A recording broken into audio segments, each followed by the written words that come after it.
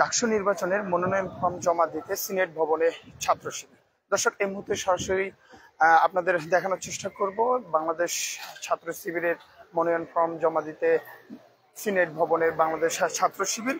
বাংলাদেশ ঢাকা বিশ্ববিদ্যালয় কেন্দ্রীয় ছাত্র সংসদ ডাকসু নির্বাচন ও হল নির্বাচনের ভোট গ্রহণ অনুষ্ঠিত হবে আগামী 9 সেপ্টেম্বর, আগামী মঙ্গলবার 19 আগস্ট বিকাল 4টায় শেষ হচ্ছে এই নির্বাচনের মনোনয়ন ফর্ম সংগ্রহ। তফসিল অনুযায়ী 20 আগস্ট মনোনয়ন বাছাই এবং 21 আগস্ট প্রার্থীদের তালিকা প্রকাশ করা হবে এবং মনোনয়নপত্র প্রত্যাহারের দিন 25 আগস্ট, আর প্রার্থীদের চূড়ান্ত তালিকা প্রকাশ করা হবে 26 আগস্ট। দর্শক, তারপরেই 9 সেপ্টেম্বর আর ডাকসু নির্বাচন অনুষ্ঠিত হবে। আমরা ইতিমধ্যে দেখতে পাচ্ছি এখানে বিভিন্ন জন উপস্থিত হয়েছেন। বাংলাদেশ ঢাকা ছাত্র শিবিরের যে সভাপতি সাদিক কায়েমও এখানে উপস্থিত রয়েছেন।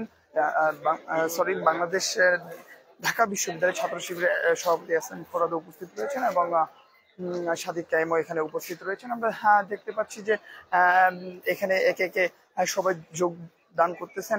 কিছুক্ষণের মধ্যেই যে বাংলাদেশ ইসলামী ছাত্র শিবিরের যে মনোনয়ন ফর্ম, সেই মনোনয়ন ফর্মের কার্যক্রম শুরু হবে। আপনারা সরাসরি দেখতে আমাদের প্রজন্ম নিউজ 24 পেজের সাথে সংযুক্ত থাকুন। সকলকে ধন্যবাদ।